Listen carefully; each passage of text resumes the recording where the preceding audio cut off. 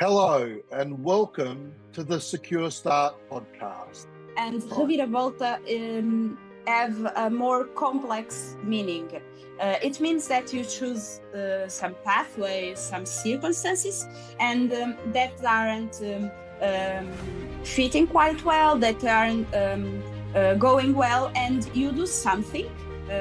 Sometimes you improvise, like the Portuguese love to do, and you achieve a different outcome. And most of the times, these families, these parents, didn't have the fair conditions to develop, to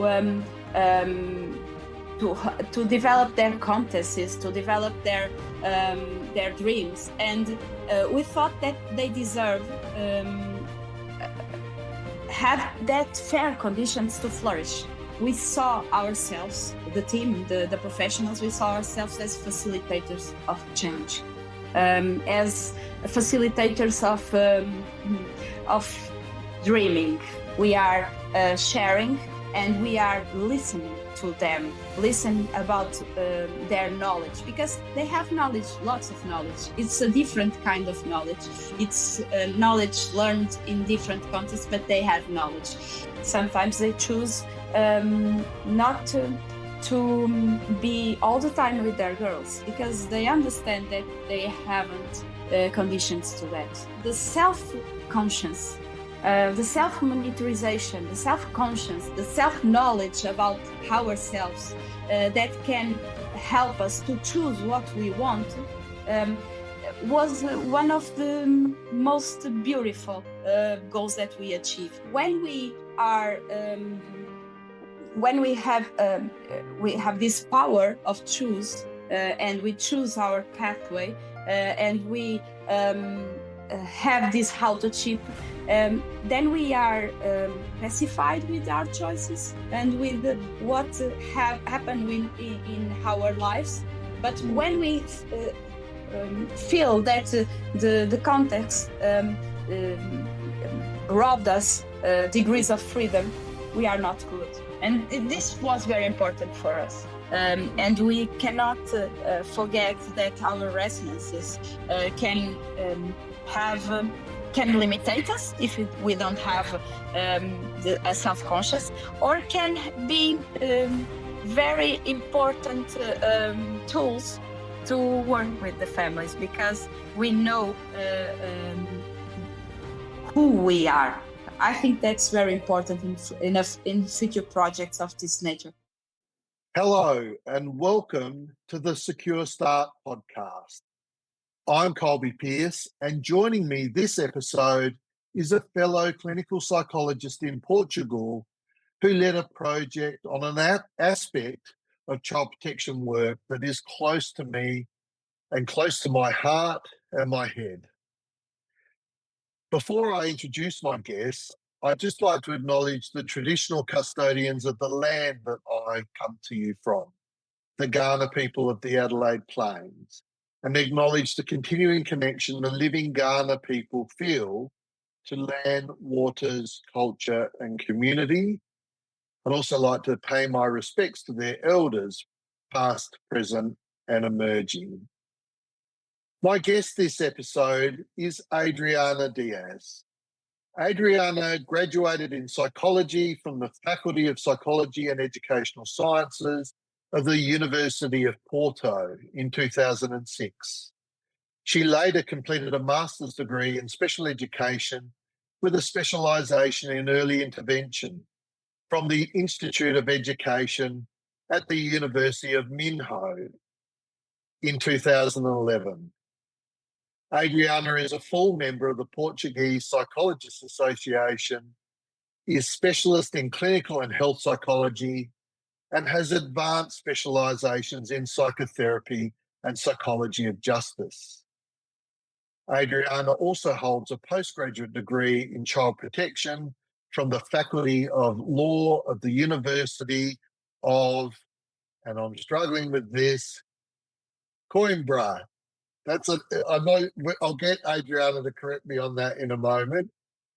Adriana is also currently undertaking a PhD.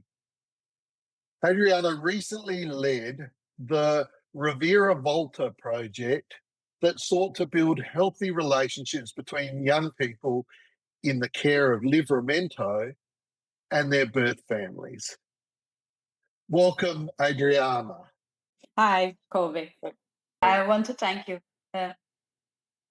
Well, thank you for coming on. Now, there were the names of two universities there that I probably should have checked beforehand how they were pronounced, and I didn't. So one was, is it how would you, Minho, or how would you pronounce that university? Minho. Yes, Minho. That's one from in the north one. of Portugal. Minho. Yes, I've got one from one. The other one, I'm pretty sure that I failed at. What was the one where you did the other qualification in the Faculty of Law? What's that university called? Coimbra. It's the Coimbra. third major. Yeah, the third major city in Portugal, and one of the most ancient universities in Europe, Coimbra. And I think of myself as an amateur historian. I love history. I'm embarrassed that I got that name. I didn't know that. And I got that name wrong in the pronunciation. Never mind. Now, I also said Ravira Volta. Did I get that correct? Yes. Yes. So Rivira Volta. Yes. I can't do. You have to roll the R. Yeah. I think we call it rolling the R, and I can't do it. And that noise that you just made, my mother and my sisters can do it, but I can't do it. With your tongue, that roll with the vibrating tongue, I can't do that. No. But anyway, Rivira Volta is as good as I can do. Now, yes, the Portuguese have some sounds that are a little bit difficult because they are very specific. Yeah, yeah, that noise. Yeah. I can't do that. Yeah. So Rivira Volta was the name of the program that that I was mentioning, that I'm really keen to speak to you about. In English, what does Rivira Volta mean? How does it translate? The translation, the better translation I found was turn around, but this isn't very accurate, because I think turn around means that you go and you come back, and Rivira Volta have a more complex meaning. It means that you choose some pathways, some circumstances, and that aren't fitting quite well, that aren't going well, and you do something. Sometimes you improvise, like the Portuguese love to do, and you achieve a different outcome. You move the pieces of the circumstances, and you can have a different outcome. We hope a better outcome. So Ravira Volta is that you mix all the things, you do different things, you experience different strategies, and then you have a different outcome. Turn around, it's a more linear process. You go and you come back. So Rivira Volta is that. When work with birth families, work in this space, child protection is never linear. It's always follows a non-linear course. Yeah. And if I understand you correctly, what you're saying is it's not turn around and come back to where you started. It's changing direction, more like changing direction, taking a different path. Yeah. And maybe we will have a different outcome. In this context of the project, we thought that families deserve fair conditions, because system isn't always fair. And life isn't always fair. And most of the times, these families, these parents, didn't have the fair conditions to develop, to to develop their competencies, to develop their dreams, and we thought that they deserve have that fair conditions to flourish, to give them their girls, because Livramento is a residential care home that have only girls. They deserve that right conditions, right between comments, to flourish. So the project was very much around supporting birth parents to be the best version of themselves that they could be. Yeah. So that and my other understanding of the project was that part of helping them to be a better version of themselves as parents was about positively reconnecting or facilitating healthy relationships with their young people. Yeah, their girls that reside in Livramento. Yeah. Was it? We all sorry. No, you go ahead. We always we thought about we thought most of the times give them more degrees of freedom to choose. And that's very important, because we are not educators in this project. Of course, we share with them knowledge, scientific knowledge, because that's important. But we saw ourselves, the team, the professionals, we saw ourselves as facilitators of change, as facilitators of dreaming, because dreaming is achieving more degrees of freedom to choose. And most of the time, these families, these parents, didn't have lots of degrees of freedom to choose in their lives. Yeah. So you were, as I understand it, you were opening up choices and new pathways for them to follow. How were you doing that? How was the project being delivered?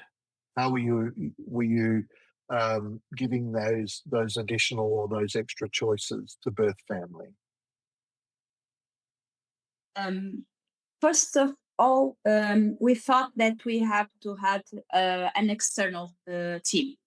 Livramento, the residential care home, have a team that work directly with the girls. They are their educators. They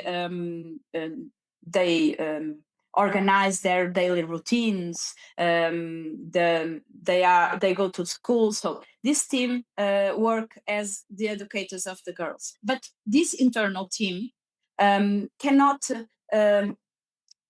work with their families without have a conflict of roles. Because if they do both roles, they have to change all the times the hat of the role. I use this metaphor. I have a hat, is a role. I take off the hat. I take on another hat, and is another role. Because when we work with the families, we have to have a systemic approach. All the elements have to be considered.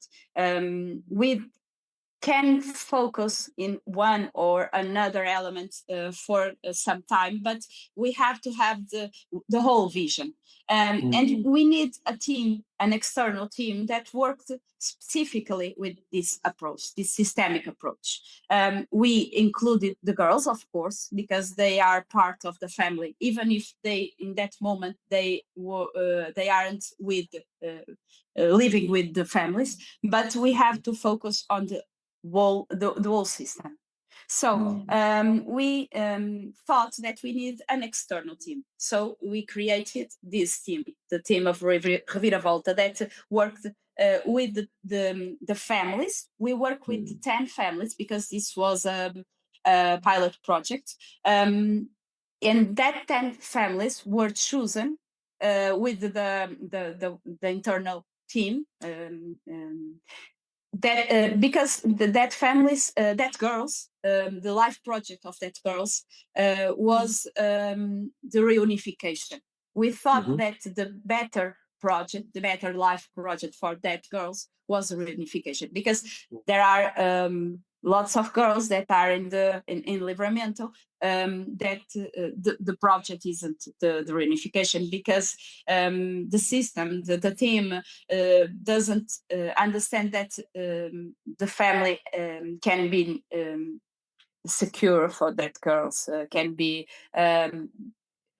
minimal conditions of security to that girls be in the family. So we work directly with the internal team, but we had different roles. And that was important because families had to have a therapeutic relationship with us, with confiance, trust, with a collaboration approach. They work with us and we work with them. We are not teaching anything. We are sharing, and we are listening to them, listen about their knowledge, because they have knowledge, lots of knowledge. It's a different kind of knowledge. It's knowledge learned in different contexts, but they have knowledge. So this helps us to work with them with this approach, with this collaboration approach. And that was a very important point of this project. The other point, very important point, was reflection.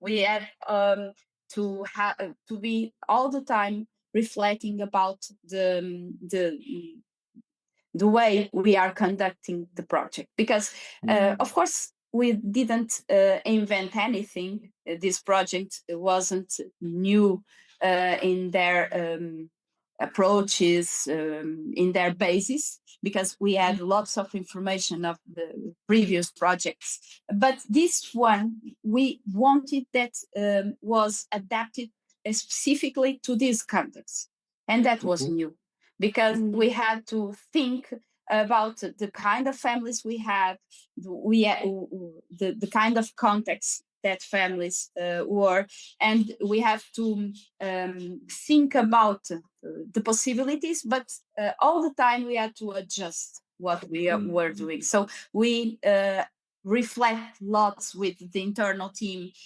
We reflect within the team of Ravira Volta. We reflect with our supervisors. We have a supervisor, Patrick, and we had some experts of Portugal that helped us to reflect. And the reflection was a base point of this project. The way you describe it, Maria, say it again, sorry, I can edit that bit out. I am Maria. I am Maria. Adriana Maria is my name. So you are good. I know. I've just got. I got that stuck in my head at some point, and I'm not sure how. But yeah, I'm pleased to hear that it is, one of your names.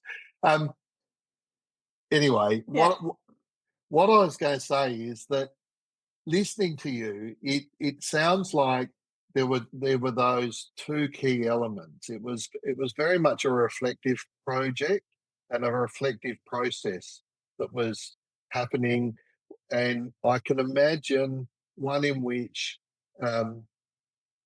you didn't see birth parents as how would I put it? You didn't see them as non-experts in their own life. You saw them, met them where they are, and you collaborated with them to open up new possibilities for them in their life. And strikes me that it's a very respectful approach to the birth parents. Child protection systems often struggle to help birth parents feel respected through the process and a child's journey through care. So it was as I'm listening to it, it was very respectful. It was very collaborative. You were attempting to change the course of the family's trajectory, and part of that was about fostering healthy connections with their girls in Livramento. Yeah. And you've mentioned that there was a reflective process, perhaps with reflective supervision with Patrick Tomlinson, as well as within the Tomlinson. Yes. Yes. Perhaps tell me what you think was the importance of it being a reflective project and there being that reflective supervision that occurred. This reflection has some points, some main points. In one hand, we had the reflection about the cases. We had to think about the specific cases, the 10 families that we were working. And we thought about their characteristics.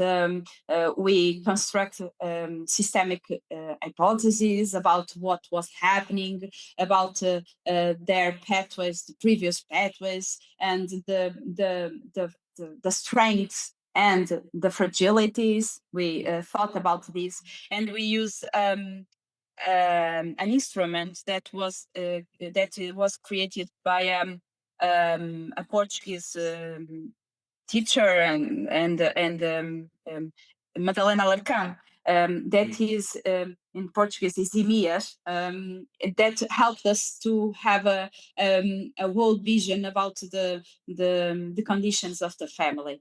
And this kind of reflection helped us to work directly with the families and use the right strategies. What we thought was the right strategies, improve dynamics, etc.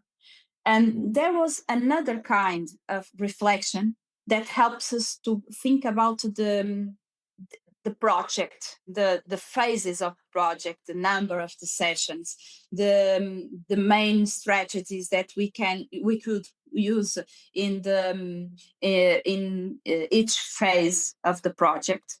And this was a kind of reflection that we have with Patrick, but also with the other experts, the design of the project. That's what I mean.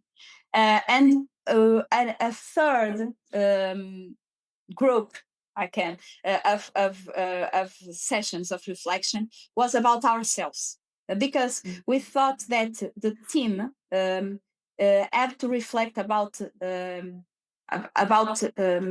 we have to reflect about ourselves as professionals and as persons.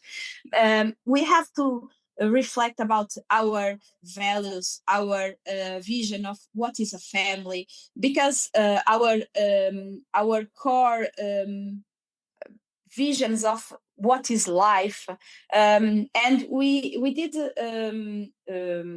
some exercises of reflection about ourselves that help us to improve our competencies, personal competencies, social competencies, and therapeutic competencies that we believe help a profession to work better with the families.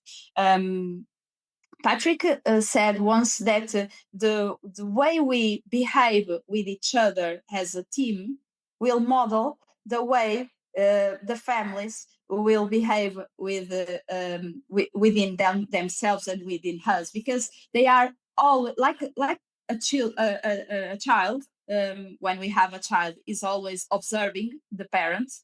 The families are always observing us as a team, as a persons. So we have to improve ourselves as a professionals to do a better job with them, but also to model some things that we believe that will help to construct healthier relationships. If we model that healthier relationships with the family maybe will can build that healthier relationships within the elements. I don't know if I explain myself well, but very well. These are three parts of reflection. So I'll tell you what I took from that, which was that there's the reflection on the family and their circumstances and their needs. There's a reflection on the project. So it starts off as a project with, I'm guessing, with certain understandings and certain processes, but they're always subject to review and following a different path. And that fits nicely in the definition of Ravira Volta, as you talked about. You know, that it's not set in stone. It's not just the families we're wanting to go, to help to go in, have choices about other directions that they can go in. The project itself can develop and grow, and again, there's this link, as you say, between you put it about how we how we interact with a team models something for the families about how you interact. But I also but it was like you were all on the same voyage of discovery. You were all learning, developing, changing path, perhaps. And the third element of the reflection was in reflective supervision and thinking about your own experience of the work and your own values, your own thinking about family, what is a family, parenting, and you were being more consciously aware of biases, I guess, or and blind spots, but you were more self-aware, more able to think about your own experience of the work. You're to approach the work in a very conscious, deliberate thinking way, which I can see again is something that you weren't necessarily telling the parents how they had to be, what they had to do. What you are modeling is a different approach to life, and you were modeling that individually, collectively, and relationally with the families. Yeah, yeah, yeah, yeah. The idea of giving them more choices to choose, but in the end, the ones who choose are them, not us. They don't do what we say it's right because we don't know what is right.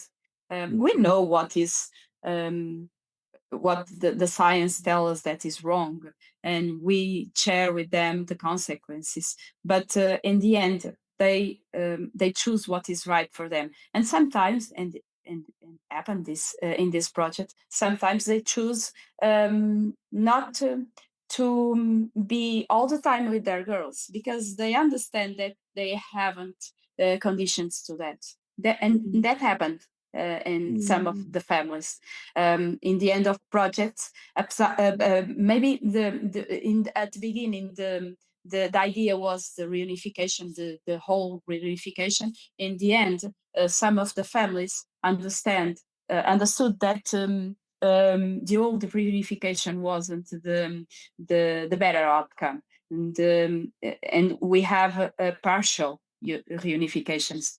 The girls go to the family at the weekends and they stay at Livramento in the rest of the days, or they go to the family some days or half of the week and they stay at Livramento for some days. And this was a better outcome because the intensity of the relationship make that relationship healthier, because they didn't struggle with so many challenges, daily challenges. And this conscience that the parents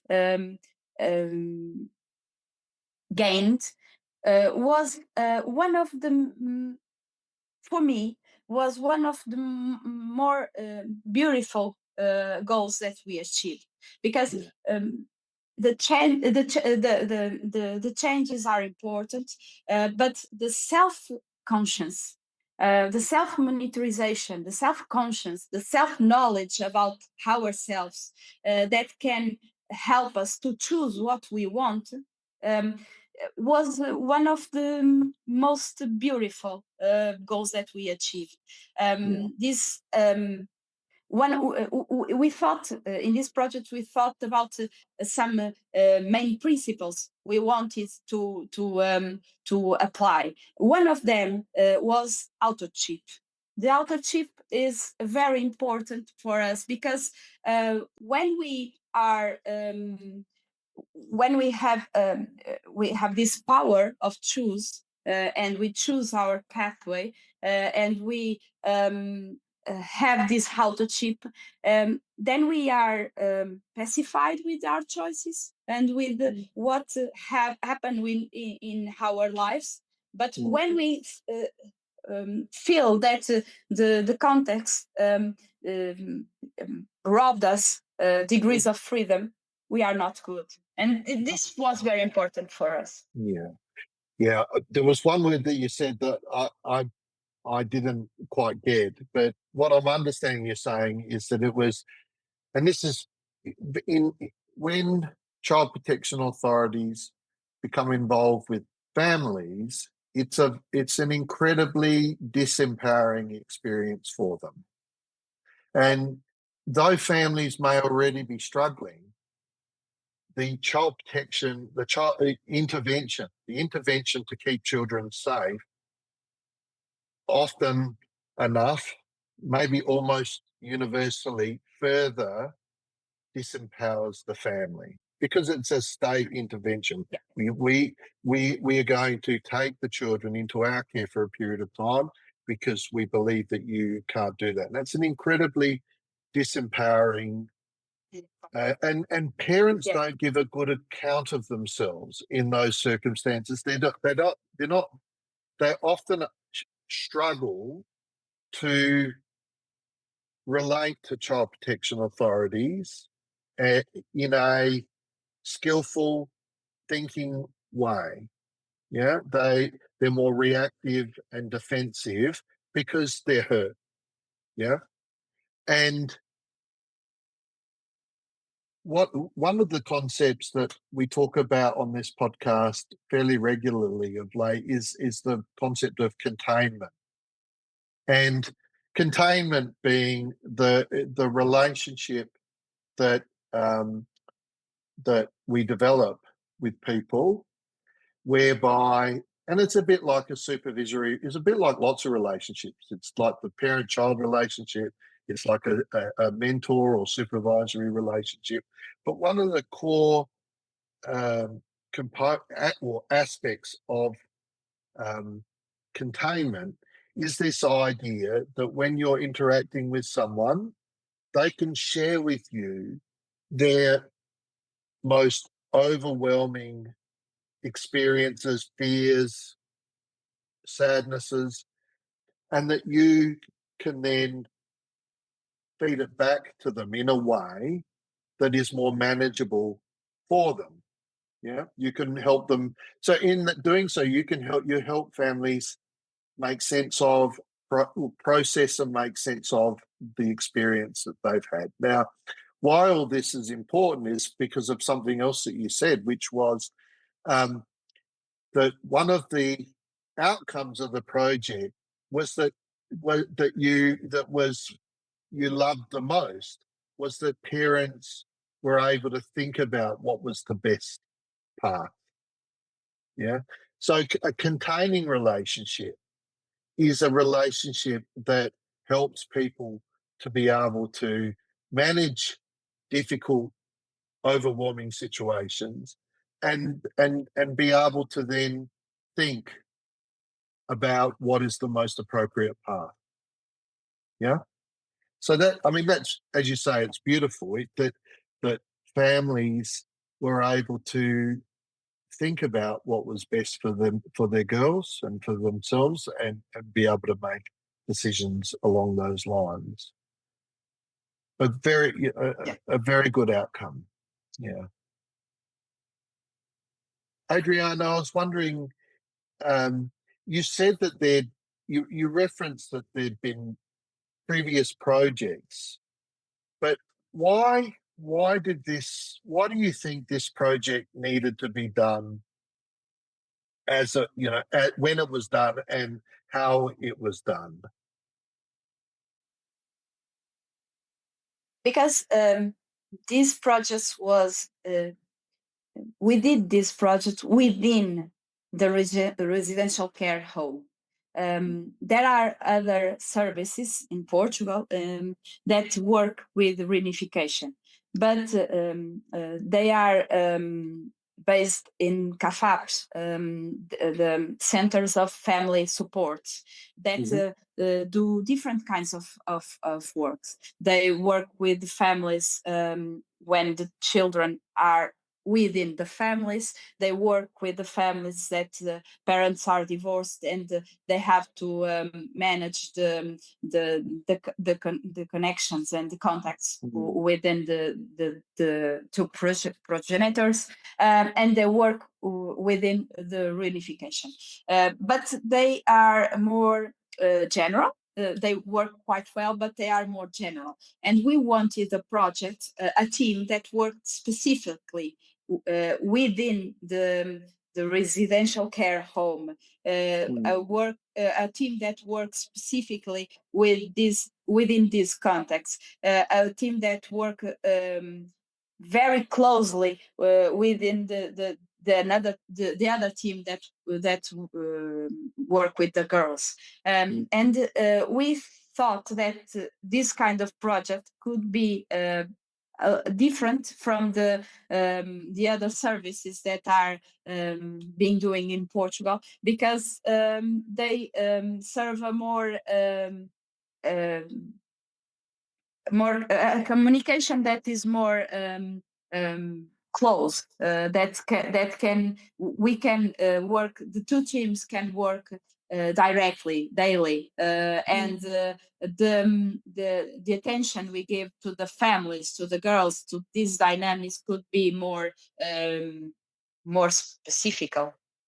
Yeah, it sounds like it was an integrated project, integrated between where the families were at, where the girls were at, right? As opposed to the girls live here and the families live here and there's a service over here. There was much more integration between the three. Yeah. But do you recall any particularly significant challenges that you faced in delivering on this project and its aims? Yes. Some of the challenges was, I tell you a while, was we have to reflect about the path of the project. We have to do some corrections to the number of sessions, dynamics, strategies. That was some of the challenge. But another challenge that I didn't talk about yet was what I don't know if I can explain myself, but what we call the time of the family and the time of the children. these two times weren't always the same at the same compass. Because we know the time of a child is very short. They just have a window of opportunity to develop some kind of competencies, and we have to rush our intervention with the children because they don't have time, that kind of time. They have lots of time in life, but they don't have that kind of time to develop some competencies, and the time of the family, the time of the adults is a different kind of time. And sometimes we know that the fair conditions for an adult to develop is a year, 2 years, because they have to have time to think, to reflect, to talk about, to experience some different kinds of circumstances, of situations to change. But the time that girls, their children have, isn't 1 year, 2 years, 3 years.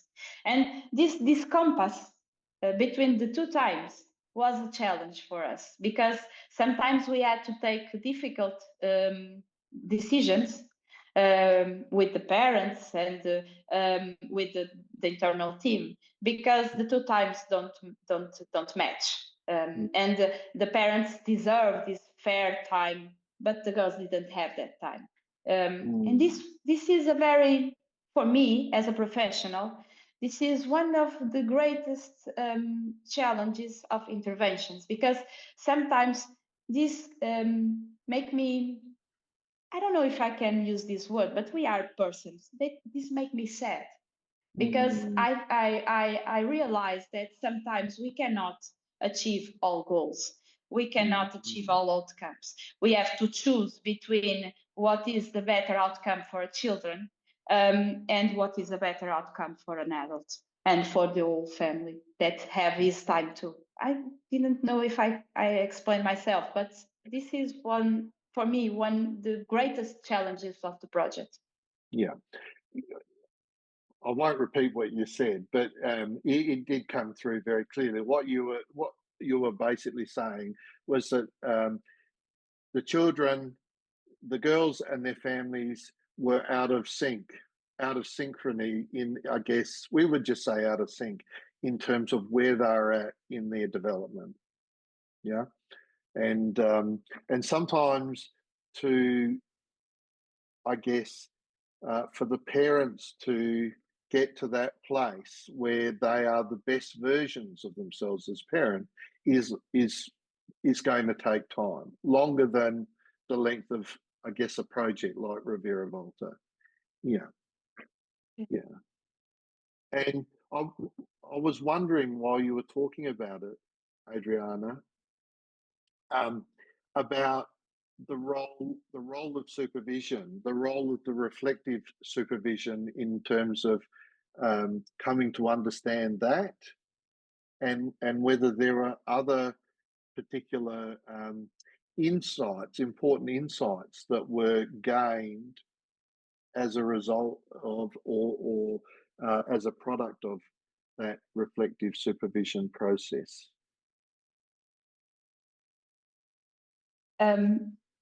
The role of supervision, I guess, it has two main goals, and we gain a lot with supervision, because our supervisors have a different experience and a larger experience, of course. So they can give us different inputs about the design of the project, about the conditions and the hypotheses of cases, and that was very important for us, because sometimes we are not seeing something that they give us a different input, and we could change our vision of what was happening within the family. But the supervision especially the supervision with Patrick, because it was more personal. The other team that help us more with the reflection of cases and with the design of the project. But Patrick helped us to reflect in a more personal way, and it was very important for us to give us this self-conscious of our resonances, of what was happened with us as persons and as professionals that were facilitating or that were not facilitating the work that we were doing with the families. And that was important, very important for us as a team.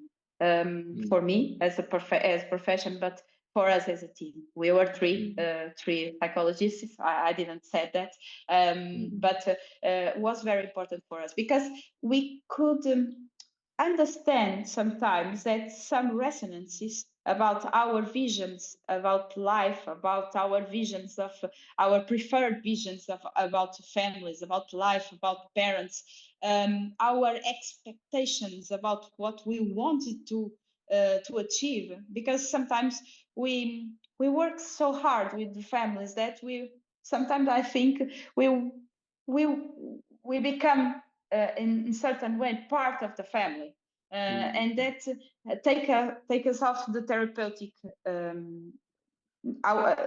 in some way take us the therapeutic capacity, and the supervision help us to be with the family, but without losing this therapeutic capacity. You understand what I mean? Yeah, it's about, I mean, I would say it's about being able to think about the circumstances of the family in a, I guess we would say a metacognitive way, but it's really, it's about being one step removed, maintaining a position one step removed and observing the goings on of the family, but also observing where our own interactions with the family, our own, and where we sit in this dynamic with the family.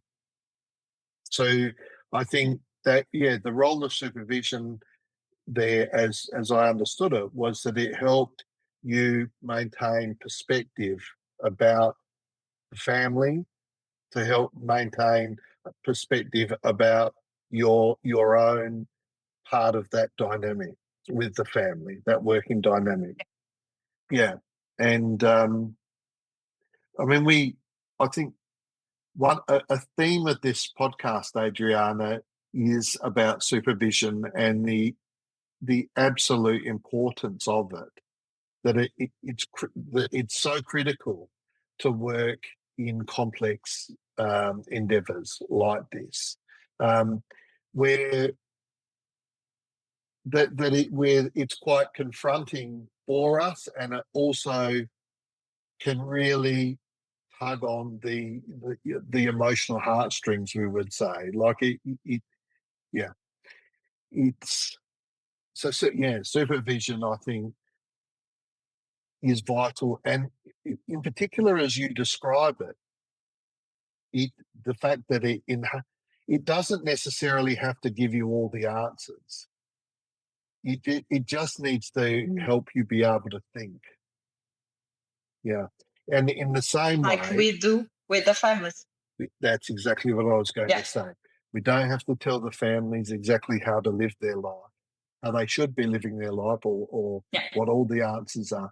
In fact, another theme of this podcast has been, I don't know, or another element of the discussions has been this idea that we don't have to know everything. We don't have to know all the answers.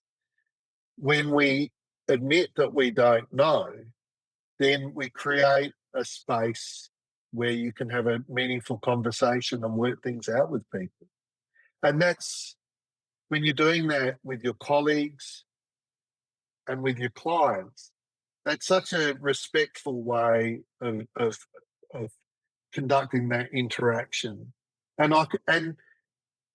if you did nothing else, treating those families with respect, yeah, would change their life course to some degree. Just treating them with respect, treating them as partners in an endeavour, in a journey, treating them as people of worth. Apart from my big interest in attachment, Adriana, my other big interest at the moment is, or has been for a long time, is in self-worth. And I think all therapeutic endeavour that improves self-worth will bear some pretty good outcomes for people, because the alternative to self-worth is worthlessness, and people make really poor decisions about their life when they feel worthless. Yeah. So I totally agree. you talked about, how are we going for time? You talked about over the course of the project, your own thoughts changed. The project changed, but in our pre-meet, when we met beforehand, you talked about how your own thinking changed over the course of this project. I wonder if you could tell us a little bit more about that. What changed in your thinking? Mostly, I think that when we started the project, we thought that we were working with the families to the reunification, to the whole reunification. We designed a project with a certain number of phases that was implemented, or will be implemented with that order, and then at the end, the outcome was the reunification. I guess it's when I think about that looking back, I think that we have a kind of idealistic view about this. And can I just jump in and say can I just jump in and say that's a very much a psychologist way of doing things. Yeah. Very structured and ordered. Yeah. And you were 3 psychologists. Yes. Yeah. Yeah. I agree with you. And it was a beautiful and idealistic view about the things. But when we were implementing the project, we started to think that reunification can be a more a less strict concept, because we started to think about healthy relationships more than reunification. Yes, reunification is important, and maybe it will be an outcome in some situations, but the most important thing that we could work with the families was working within the healthier relationships between them. And then we thought and we reflect lots about what is a healthy relationship. We did lots of exercise in the context of supervision, and then with the families, thinking about what is a healthy relationship, what that mean, what mean these concepts, what includes a healthy relationship. And at the end, for us, the better outcomes was when the families gain this self-conscious again of what is a healthy relationship, and within their specific family, what is a healthy how can we operationalize a healthy relationship. Sometimes a healthier relationship in that family was the girl go to the family again and live with them, and we have a total reunification. Sometimes the better outcome for a healthy relationship was the girl stay at Livramento, study for more years, and go at weekends to the family, and that was a good outcome for a healthier relationship. So that changed, that idealistic view of the phases, the orders, the number of sessions, a clean project, very tidy project, I guess, that changed in our heads, and the concept of healthy relationship became more important. I think that was the great change in my mind, in our mind. Yeah, wonderful outcomes. Of course, from my perspective, if you know a really terrific outcome, as you've talked about it, is these best connections, the best possible connections at the time that were possible.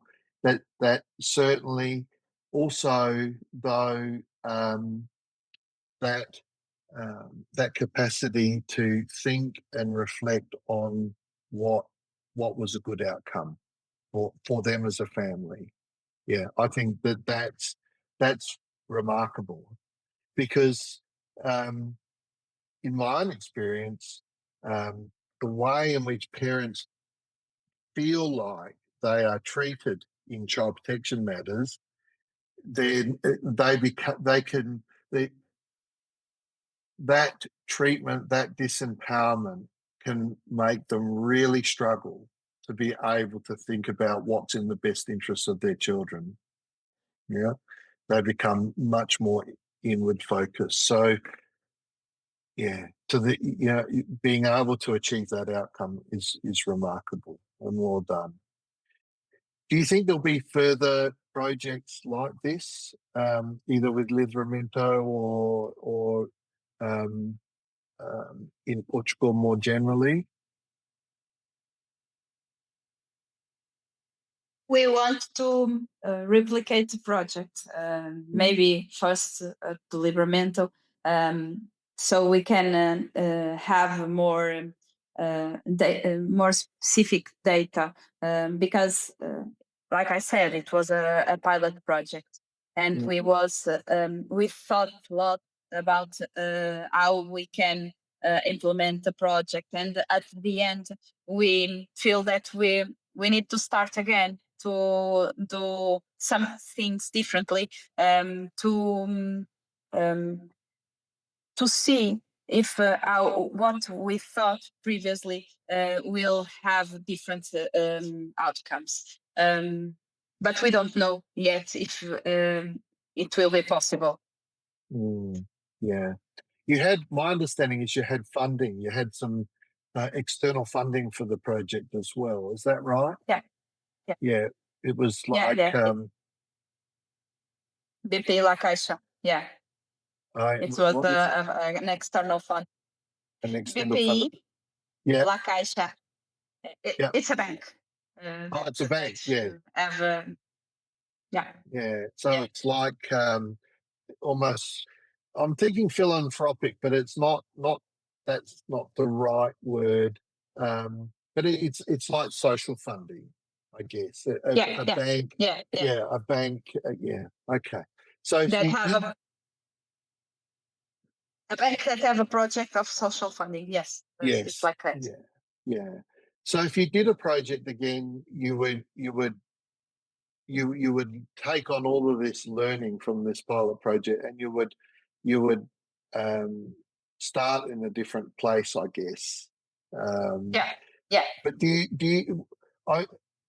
I'm interested to know whether there would be a different outcome to the one that you achieved that you would be looking for. Maybe we start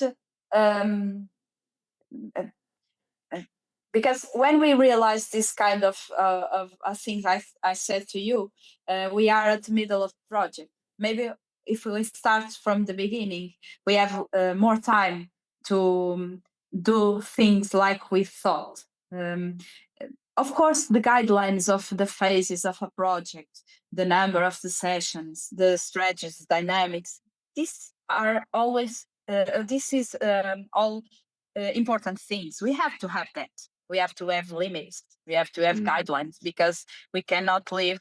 And this is true for everything in life. We cannot live without limits and without guidelines. But if we start with this vision that the better outcome is the healthier relationship, not the to respond to the expectations of a system that wanted to on-off answer that, or we have a reunification or we don't have a reunification, this black and white response. Maybe we can have more time to do things with the families differently, and maybe we can go further in the outcomes, in the results. And another thing I think is very important in future projects is this reflection about ourselves as professionals, because I think this was a very important point of this project. Of course, we know for our formation, base formation, that we have to have professional skills, therapeutical skills, but we forgot a lot of times of develop our personal skills as persons. And when we are with the families, with persons, we are the professionals, of course, but we are the persons too. And we cannot forget that our resonances can limitate us if we don't have a self-conscious, or can be very important tools to work with the families, because we know who we are. I think that's very important in future projects of this nature.